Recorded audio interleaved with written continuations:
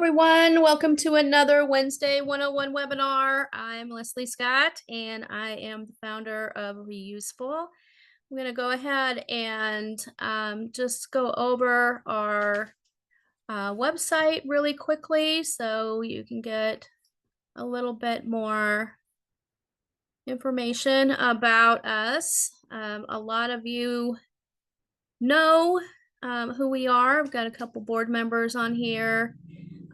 But for everyone else, we are a website that matches people with still good stuff with nonprofit organizations, schools, and churches that can put it to good use. It's really easy to sign up if you're a charity partner. You would just go here, sign up with your mission and other organizational information, as well as what kinds of items you would take, and any additional information you might want to provide, like your Amazon wish list link, your link to donate cash or volunteer.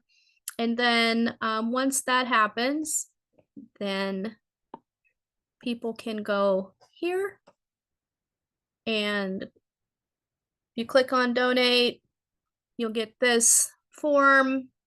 You can designate how you would like to get your donation to your charity. If there are any extra considerations you want to take into the search consideration, and then you would select what kind of items you have. If there's any particular kind of organization that you might want to limit your search to, maybe you have a special heart for people who are currently unhoused, or folks who are survivors of domestic violence, or other kinds of individuals who would be served through this organization. Once that happens, then you click on view results. You're going to get a list, and you can click on the link to learn more about that organization, and you can even contact them through the website to arrange for your donation. We say we're like Tinder, but we don't make the dinner reservation for you. And so in that way, we ask you to go ahead and make the arrangements for your donation through the organization, so that you can make sure that they actually need that item at the current time, and also that they can share how you can get those items to them. So we have some stuff coming up. We have a dumpster day on Saturday here in Kansas City. Sunshine, are you in the Kansas City area?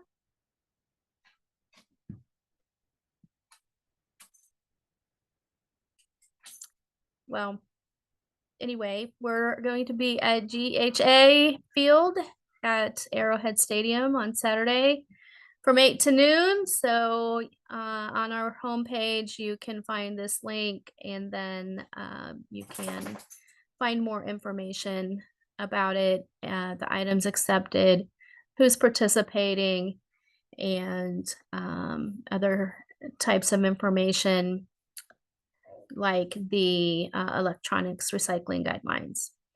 So with that, I am going to hand it over to Patrice, and would love for you to just go ahead and share your screen and get us going. All right, perfect. I will get that going. Thank you so much, Leslie.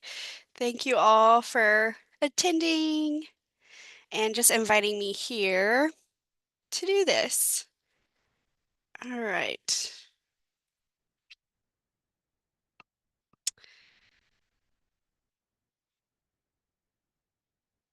How's that look on your end for you all? Looks great. Okay, perfect. Thank you. All right, so my name is Patrice Gonzalez, and I'm here to chat with you about a special little library in the middle of the United States in this tiny little area. I am the branch manager for Mr. and Mrs. F.L. Schlagle Library. It's specifically an environmental learning library. There are actually only two in all the United States. And so, what an environmental learning library is basically, it is a part of the Kansas City, Kansas public library system. It is also a nature center, so it's a part of the National Park Service. And we are a special library because Kansas City, Kansas Public Library System, we're one of the only library systems still connected to the school district. So we are also a part of the Kansas City, Kansas School District USD 500. So I'm just going to call it Schlagle Library for short. That's what we usually call it. But when I am promoting it, I call it by the entirety. So Schlagle Library is located in Wyandotte County Lake. And that is it's in western Kansas City, Kansas. It's fairly near to the Legends Village West area, if you know where that is. So it is right off of the lake. As soon as you walk downstairs, you can put your feet in the water if you wanted to. We are open every Monday through Friday, 9 a.m. to 5 p.m., and then every third Saturday of the month, 9 a.m. to 5 p.m. Um, Yes. All right. So, just a little bit about my background before we get into the good stuff. Maybe you're thinking, why is she the manager? So I'm the branch manager and lead educator of this library system. And so my background is I do have experience in libraries, but I don't have any MLS or library degrees. But I've always loved libraries growing up, and I've worked in libraries, and I just made it back here. But my degrees are going to be completely in environmental education. My first one is I have a of integrated studies in sustainability, society, and resource management, which has an emphasis in biology and Spanish. And I got that at Pittsburgh State University in Pittsburgh, Kansas. Um, and then I have a master's of education for global sustainability from Webster University in St. Louis, Missouri. And then my fun special degree I like to share about is my second master's. I have a degree in transpersonal eco-psychology from Boulder, Colorado, and Naropa University, which is the one and only Buddhist university in the United States. And they're celebrating their 50th anniversary of being a university. So I'm really proud about that. Eco-psychology, though, in and of itself, is basically the study between human nature and the connection to the natural world. All right, let's get into the good stuff of what we offer here at the library. So, like I said, it is right off the lake, so I have predominantly pictures because I don't like too many words and I don't want I think pictures are more fun.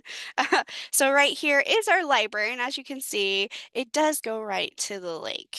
So some outdoor resources before we even start inside, because we are a part of, the Park Service. We work with Parks and Recreation, uh, and the school district. We've got a lot of different people that we're working for. So that we have inside stuff and outside stuff. First, we have our library. We recently, if you look to the left, we got some natural playground items. We got a boat and a bridge, and then some musical ones down here. If you look right here, this is a pebble harp. We have a xylophone, a listening tubes, and some more musical stuff. And that just promotes outdoor play and creativity and the love of the natural world.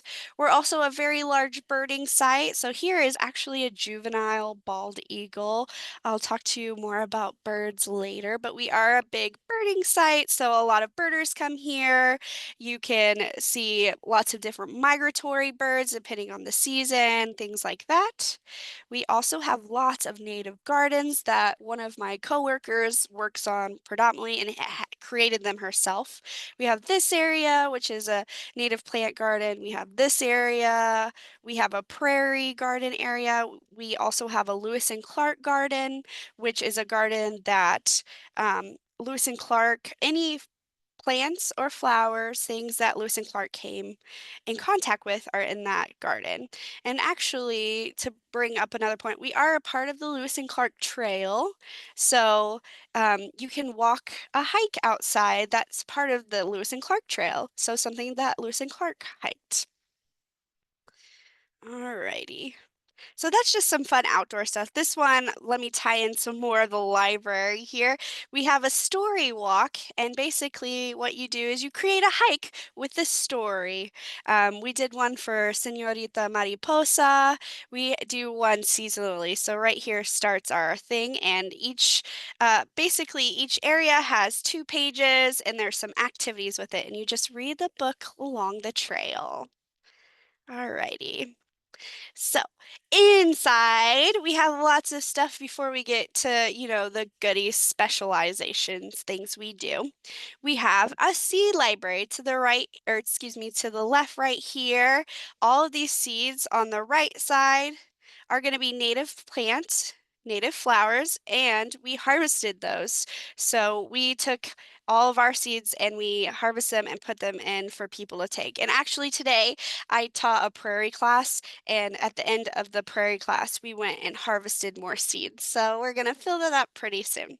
On the left side, we have um, fruits and veggies that were donated from farmers and gardeners in the Kansas City, Kansas area. You can get any seeds you want, as many as you want. Just let us know. We like to keep inventory, but they're all free. You don't need to pay for any of them. You don't even need to have a library card. We even get donations of seeds as well. So please come in, get as many seeds as you want. And it's perfect timing to start getting native flower plant or native seeds because you're going to want to throw those out right before it starts to freeze. That's how they grow best. We also have about 10 different animals. We call them animal ambassadors. Here's one right here. This is Harriet. She's a red-eared slider. And so what we do with ambassadors is, yes, please come pick up seeds, Alyssa, as many as you want. Uh, we have several of these animal ambassadors we teach with, so they're considered um, education animals is what we call them. So if we have a class around animal habitats or ecosystems, we'll bring out an animal and be like, what habitat do you think this animal lives in? Or what adaptations does it have? Things like right here, this is just a cute little library area that we created called the Calming Corner.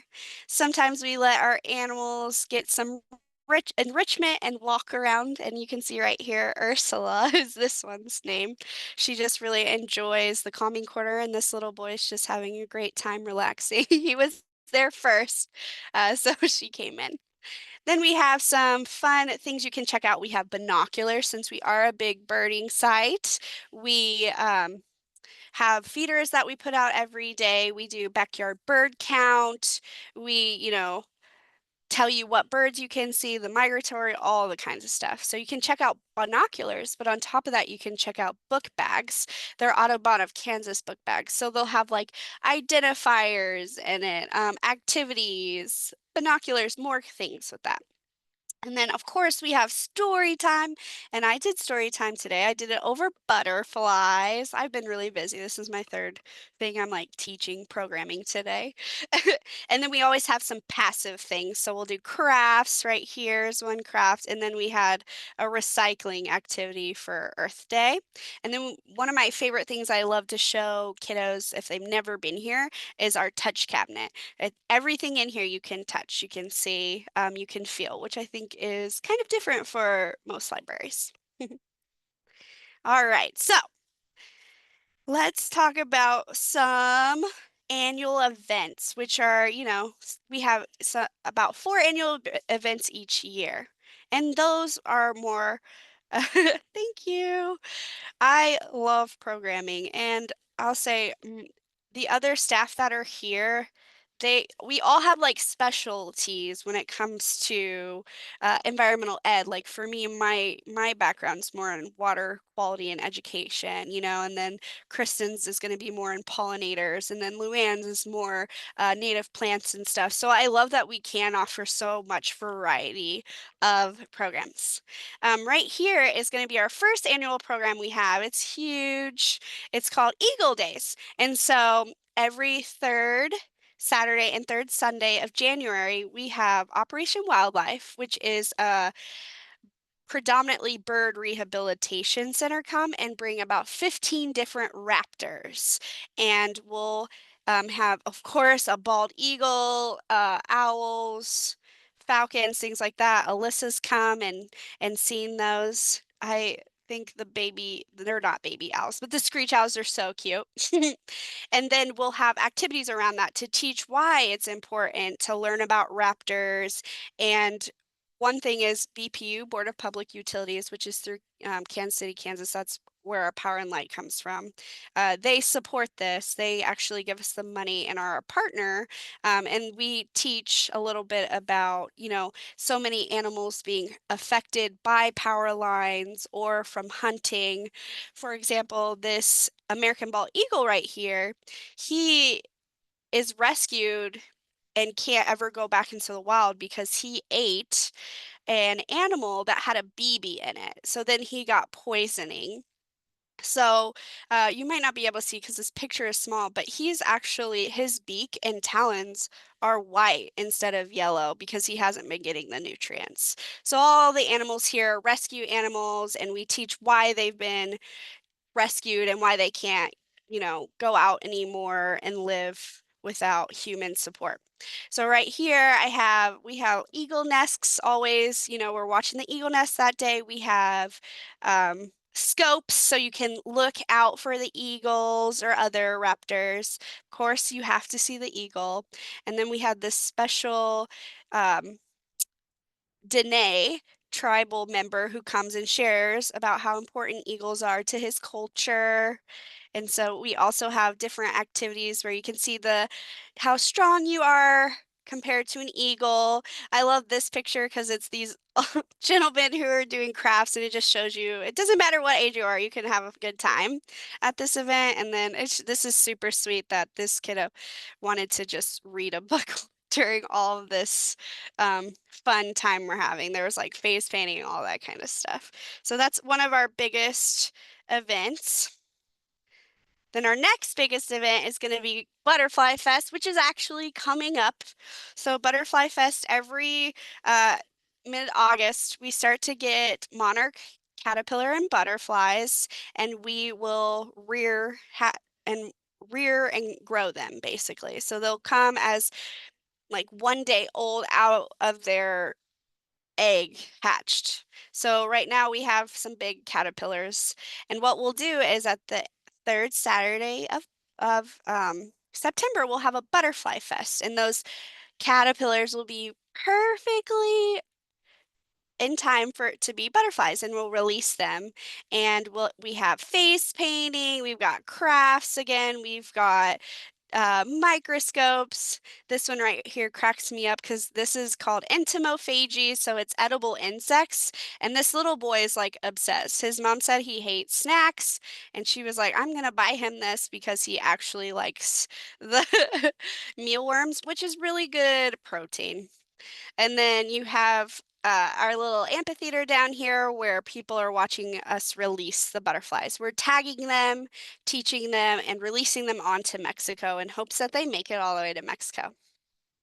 And then the following week, what we do is we offer a butterfly school week where kiddos from the Kansas City, Kansas Public School District can come and learn about these, and basically in different sessions. So there's a pollinator where they look for pollinators outside. There's a monarch migration where they do release a monarch in the end. And that's kind of where these girls are. They're playing a little migration station. They're pretending they're monarchs and seeing if they're going to make it to Mexico. And then these kiddos right here are actually looking, if you can see right here, there are some chrysalis, and they're just watching monarch emerge out of its chrysalis. So that's a whole week that we do that. So we'll have about 80 to 100 students Monday through Friday the following week and teaching them all about basically the life cycle of a moth and a butterfly and why they're so important and specifically why we need to promote more positive behavior towards the monarch since it is becoming internationally endangered. One of our more chill, not really sustainability focused events is our trunk or treat. We've done it for 3 years now, and it's actually been really popular. But I do try and put like trunk or treats. My trunk had a very nature-based one. If you see right here, this is my car, and I made a bat cave. And actually, this volunteer was so cute. She was like, "I'm gonna dress up as a bat." She sewed wings on and everything, and so we had multiple different bat skeletons, so we put them out there for the kiddos to see and look at and discuss. We also had some crafts inside, and then Miss Lou over here to the left loves telling stories, so she made a fire. We have a fire pit down by the lake, so she made a little story, and she's a little cute fox. And then we do usually have a spring event, but it's more like spring cleaning. So it's more chill where you can come in and buy books. We weed our own books, you know, once we start getting new ones, we need to remove the old ones. And the books are like we sell them for $1. It's super cheap, and then we'll have like a passive craft and things like that. That is all of our annual events. And then here is what we predominantly do when it comes to the library. So because we are part of the Kansas City, Kansas public school system, public library system, we predominantly do field trips, and all of our field trips are free, especially for the Kansas City, Kansas, and Wyandotte County specifically. So Kansas City, Kansas schools and our library are located in Wyandotte County. So if you or your school program wants to come to our library, you can apply for a $100 bus stipend so that basically it is completely free for your students to come. And so we offer that for any Wyandotte County school. So they don't just have to be from Kansas City, Kansas Public School District. I do love that we do this because predominantly the Kansas City, Kansas Public School District is going to be at least 50% Latino. It is very diverse, and this is something that they don't get to see. I know it's crazy because this is a beautiful library in nature, but most of Kansas City, Kansas is going to be considered urban. Okay, so there are kids who come here and they come on a hike and they're like, are there going to be monkeys? Are there going to be bears? Things like that. So it's really interesting to bring them out of that and to just enjoy something. A lot of them are afraid. It's really sad because we don't enjoy nature as much as we used to. But some big field trips I have right here. This is probably going to be our most popular one right here. If you see, there's this huge dome right here. And so in the library, if someone wants to do something around sun, moon, and stars or scaling the solar lab, we have a blow up planetarium. When we bought this planetarium, it was like $40,000. So we don't take it out. But so many people request it. It's probably our most popular indoor field trip we have. And here is inside the Star Lab. It's hard to take pictures and it's hard to show you how cool it is inside, but we tried. So this is Miss Kristen and she is showing the night sky, and you can see she kind of set it up to where they're at a lake. And it's just fun. When I'm outside, I can hear them and she's like, "Oh, look at that." They're like, "Woo, ah," like it's really sweet. This is we do dissection. Now, I will say dissection is the one thing where you have to pay, but it only is for recovery cost of the animal you're dissecting. Sometimes I can get them for free, but a shark is kind of more expensive. So this sweet girl dissected a shark, and they found two baby sharks inside of the mama. So she was like, oh, look how cool. So she wanted a picture there. We also do a lot, like I said earlier, we have our animal ambassadors. So we teach a lot about habitats and ecosystems and adaptations. So we introduce turtles a lot to them, and our turtles are so sweet. They're, in their teens. They grew up here, so they're kind of used to being the center of attention when it comes to a class coming in. Right here, this one's just a silly snap photo I took. I was doing a mindfulness in nature. So a lot of my eco-psychology degree has to do with mindfulness in nature. And so this is an after-school program called Mission Adelante. So it's predominantly Latino students, and we're on this bridge, and I told them we're going to do 5 minutes of mindfulness of not talking. And so they're so silly, they decided to make some yoga poses. So I took a cute picture. Then I also, and you can see most of the kids we serve are going to be elementary, but we serve, 4-year-olds all the way to high school. I've taught adults, things like that. So here's a high school one, which is probably the most you're going to see high school students, is water quality and education. Right now they're looking for macroinvertebrates. So they're seeing if our water is actually clean enough to swim or drink in. Um, Surprise, it is not, but most land-made lakes are not going to be. Another huge one, which really doesn't have to do with environmental ed, but it's an outdoor skill that we teach, is archery. I love archery. You have to be at least 8 years old to do archery. So these are teens, and it's just so fun. We have to do it inside because we need control and stuff, but we're all certified nationally through NASP. And so it's an international certification. It's to teach in schools. If we went to Peru or Morocco or anywhere, you teach the same way. And then this one is called My Senses Tell Me, where kids are exploring their senses. So I love that we not only teach environmental, but we can incorporate, we're doing senses, which is science, but we can incorporate by taking them on a hike in nature and using those senses. Oh, Leslie, I'll let you know. Sometimes we do adult adventures, which I'll talk about, and we'll do archery. So I will send you the information on that because I love teaching with adults. I've had adults do it, and they're all like, I want to keep going back to do it. So at the bottom, you'll see I have two different programs because we offer over 35 programs. So they kind of cross, but you can look it up right here on both of these. We got a primary and a secondary going on. Okay. Anything else for that? Okay. And then, all right. Another big thing we do, we just got done, so it feels really nice to have a break, but we do summer camp entirely all summer. And it's a lot, but it's worth it. It's great. It's probably when we're the busiest. So we'll start it the first full week of June and we'll end the first full week of August since kiddos are starting to go back to school. And we will teach 4-year-olds all the way to 15.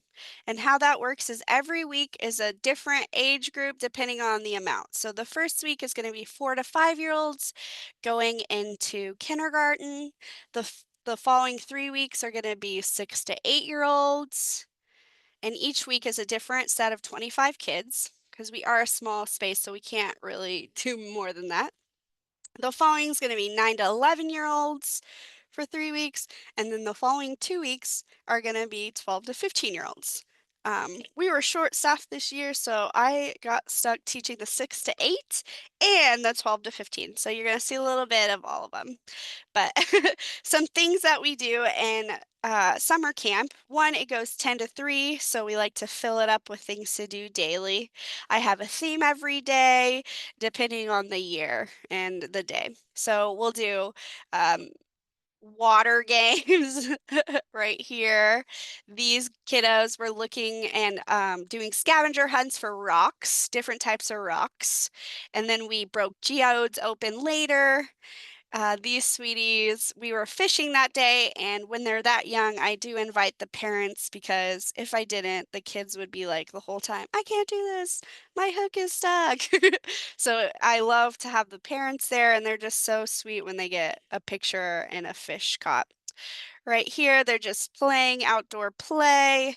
I wanted to share this one because I've never seen a kid catch such a huge fish in it was a children's pond. She caught a catfish. I just can't believe her kids uh pull even connected it. We'll have crafts every day, and of course it gets hot, so during the later tail end of the summer, I'll start making sure that no one's outside more than 30 minutes at a time. And if there's heat index, things like that. There's hiking, mindfulness in nature. Right here, these kiddos are looking for mushrooms. And then these kiddos right here are looking for birds. So every year I do different stuff and I do 4 years in a row of different stuff so that there's never any overlap. Summer camp's super fun. It's super exhausting too, because not only are we doing summer camp at this time, but it's summer reading program because of course it's a library. So we can't forget about that. So I always make sure to read to my 6 to 8 year olds. That's the first thing we do. So they already had some summer reading participation. We teach for 5 days. I read 20 minutes a day, so they got 100 minutes. So that was really helpful, I thought. Okay, and then here's some one-off programs before we end. Um, we try to cater to everybody, and we can do as much as we can. But we will do adult adventures, which told Leslie about. We'll do it about once a month. Here is one. We had a bike safety adult adventures. And right here we did the slowest race, and whoever was the slowest and crossed the finish line last won. And of course, Pitch and her dog Mia won because she had so much drag. The dog probably helped her win. Uh, then right here we have forest bathing, which I super love, and I actually got um, a grant to offer forest bathing not only to the patrons, but now to the staff. So in November, we're going to do our own forest bathing because we have in-service. We do training twice a year. And so for the November one, everybody's going to have to do forest bathing, whether they like it or not. There are plenty other options, but it's about mental health and nature and stuff, and that was the grant. So right here. I just shared this because we had some C classes, and these are some popular patrons. They come very often, and they brought us veggies back from the seeds they grew. So I thought that was sweet. It was like a whole, full circle kind of thing. Right here, we had a Saturday event where his name is Ralph Williston. He came, he's right back here, and he is Native American. His name is Little Eagle, and he's written a lot of books. He has a lot of children's books, so we love to keep his books on deck here. And then he told a story and then taught all these sweet little kids how to drum, which I thought was so cute. Another mindfulness spring break activity I did. We do seasonal things, aligned with the season. So right here, we have bird feeders we're making with pine cones. And then I don't only teach, kids, but I'll teach everybody. So right here I have some adults who are seniors in high school, but they have intellectual disabilities. So they're between 18 and 21. And then I have this kiddo right here. Her group came from Kansas State School of the Blind, which is also in Kansas City, Kansas, in Wyandotte County. We have a lot of gems here. And so they wanted to learn about arachnids and insects. And this girl here, Bebe is her name, we completely modified something, knowing that all the kids would have differing visual abilities. And Bebe was the one who was completely blind out of everybody, but she had so much fun. I loved seeing her smile. So they said they were going to come back. So I love that we can serve and modify and really reach anybody. And then this is another adult adventures where it was like wilderness preparedness. So what happens if the world ends kind of thing. This girl right here is a great volunteer. So she's come and taught us about alpacas.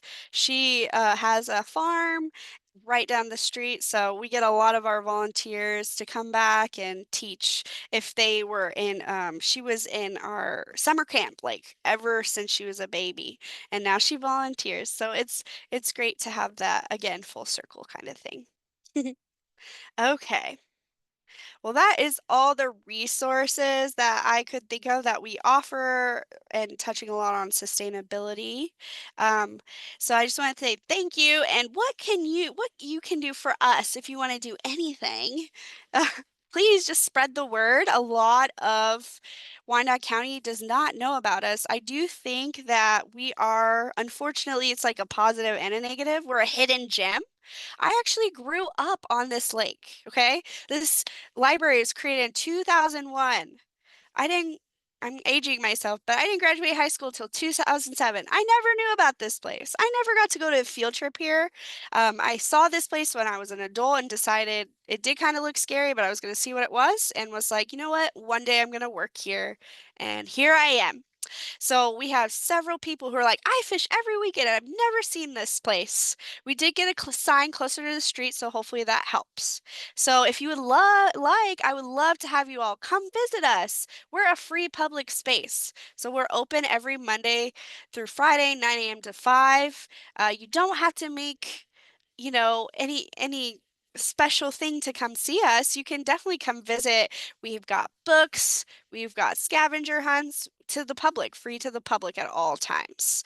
Just because we're teaching a class doesn't mean that you can't be here. And then, of course, if you'd like to volunteer, we always, ask if you want to volunteer. I get a lot of teen volunteers. Teens can start, or kids can start volunteering at 12. I get some kids who just want to help with the animals, give them some enrichment, hold them, once a week. I get some kids that want to help outside in nature, or some big events, or summer camp. So, I would love to see any of you. And if you come, say, hey, Patrice, I saw your thing. I could also introduce you to an animal. I'd be willing to give you a little tour of our small space, indoor and outdoor. And that is all I have. So if you have any questions, I am here. And I'm going to stop my share if that's okay. So you're open one Saturday a month? Is that what I understand? Yes, we're open one Saturday a month, and I love that I'm talking to you now because our Saturday that's open this month is going to be, is it September 21st? I should know that off the top of my head. Um, y yes, September 21st, and that's our butterfly festival. Okay, so it's going to be huge. We're going to have face painting, entomophagy, meaning edible insects, crafts, seed bombs, releasing butterflies. There's a coloring page contest. It is open to everybody, not just kids. Anybody can come. That And that sounds will be super from fun. 10 to 3. Yeah. Yes. So that sounds great. And it's also a good time to pick up those native seeds. Yes, please come pick up native seeds. We're harvesting milkweed, which is really good for butterflies, wink, wink. So if you want to get some more for your butterflies, please do. Right. Well, anybody have any questions?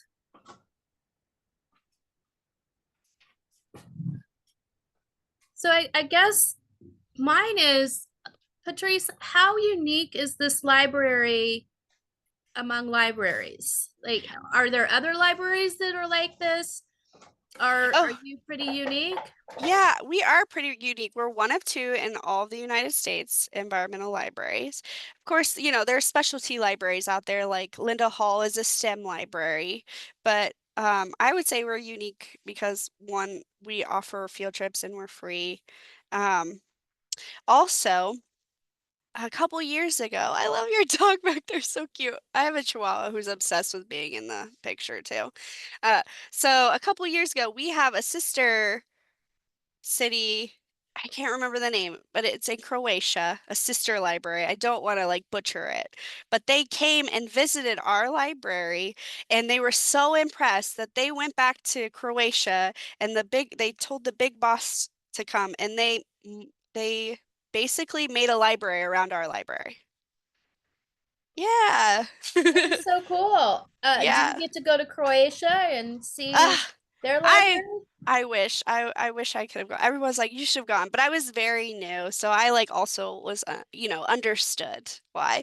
But I did create the like presentations and stuff for them to show them all the sustainability, and they did want things like, oh, we have a skylight, so we use the skylight, and I don't turn all the lights on because we have a skylight, so we don't need to use all the lights. So things like that, they were really interested into, like building sustainability within their building. Awesome. Well, Rachel is wondering where your funding comes from. Yeah, so we are a part of the Kansas City, Kansas public school system. So all of our funding comes through there.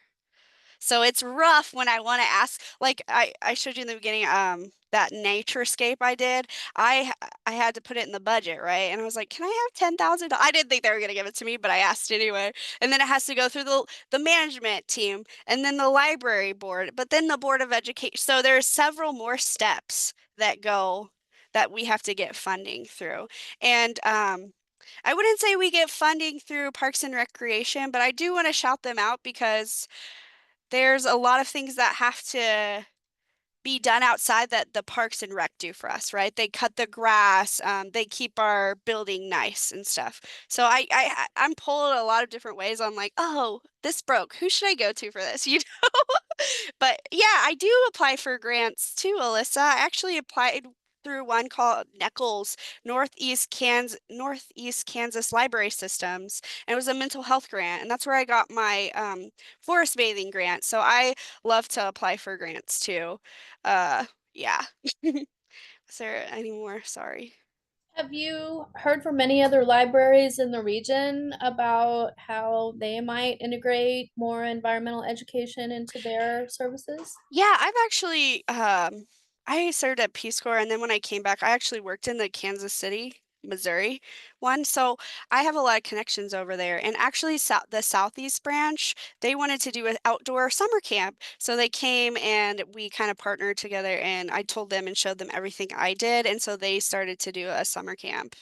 Um, yeah, and then we will go to other library systems because we're free. We'll even even the libraries here, the Kansas City, Kansas ones, like a lot of people are like, "Oh, I never knew you were out there." So like we'll just even help partner at our libraries because it just feels like we're such a silo almost because we're so different that people don't see us. So it sounds like the majority of the engagement happens as a result of like field trips and your summer camps. Do you think that you would ever have evening hours so that maybe families could come out Yeah, and I have would some fun there? Right. I would totally love that. That is why I try to do adult adventures because that's once a month and that's evening hours. And I would say, yes, we predominantly are word of mouth. When kids come for field trips, I give them um, a bookmark and it always has our address because the kids are like, I want to come back, but I don't know where I am. And so I've had a lot of kids come back that way. Um, I will say, because we are in the Wyandotte County Lake, we don't have a bus system that comes out here. So a lot of our people that come during the day and such are going to be homeschools. So we do reach homeschools a lot, and we also teach once a month we'll do a homeschool adventure. So that was what I was teaching today. I was teaching about prairie and seed collecting today. But I would love to have more later hours. It really has to do with staffing, unfortunately. Yeah, I think that that's a universal challenge Yeah. across libraries and beyond. All right. Well, anybody else have any more questions for Patrice? I like that Rachel said that the school district believes this is something that's important. I think um, I I really push that because I think it's so important for students to be able to get some nature. And also the teachers need some time off. Like it's not time off, obviously, they're with the kids, but to have like a break and like being the center of attention having to teach. So I think that that's nice for the school district too. And actually, the person who like came up with this, why it's named Mr. and Mrs. F.L. Schlegel is because there was a gentleman named F.L. Schlegel and he was a superintendent at one point, and he was like, "Hey, the children in this community deserve some nature." So yeah, that's how we came about. So I think I have one last question, which is, do you go to other library branches that are open during the evening and regularly on weekends and do any programming or promote it, what you have going on? We do promote, and we'll do some.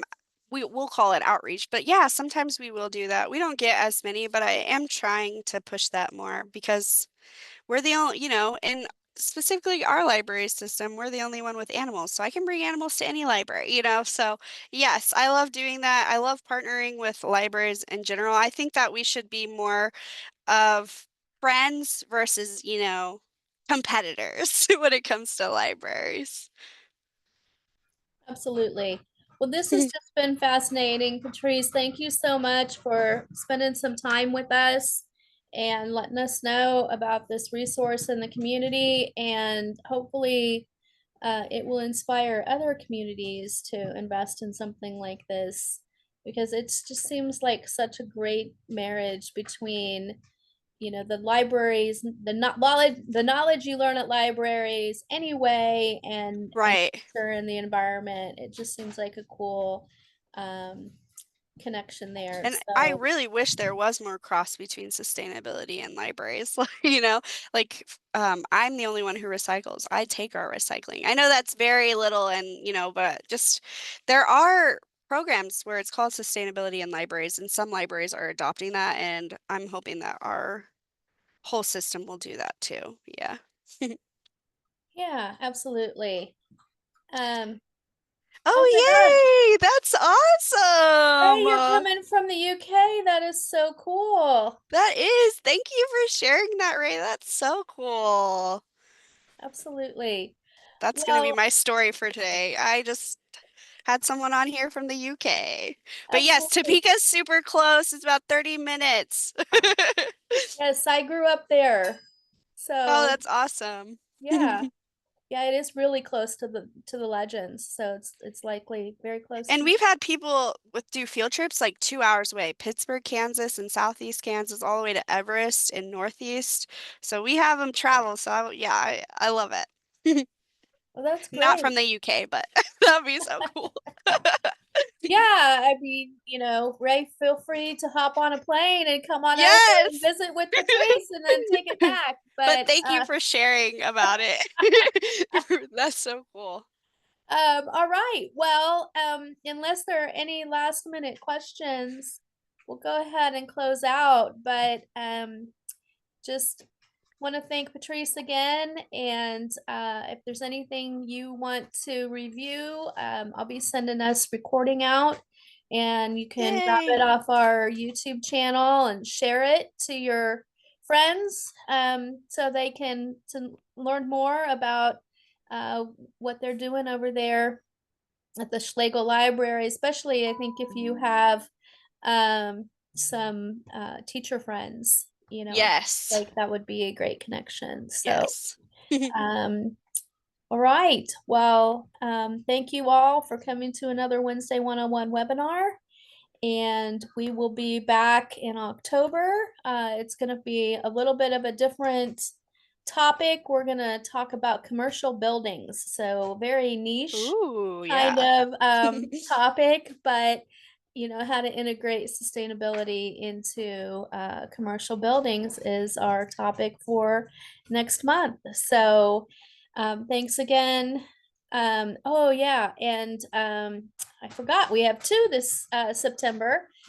We also have how to get into natural yards. So Rachel is reminding me that we have another webinar this month, and Linda Chubbuck will be talking about how to convert your lawn into a natural habitat for those butterflies and bees maybe that hang out at the Schlagle And Library. you can pick up seeds from here. Yes. Oh, absolutely. So we will make sure we mention that in that library or in that webinar that they can go to the library and get their seeds in this next one that we have.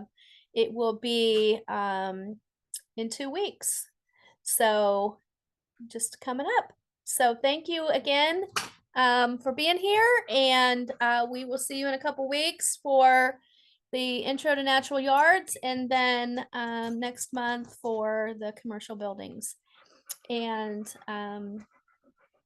I'll send the recording out when it's ready. Thanks so much for attending and thanks for the questions. I had fun. I really appreciate you all Yes, having me on. it was great. All right, everyone, have a great rest of your day. Bye, y'all. Bye.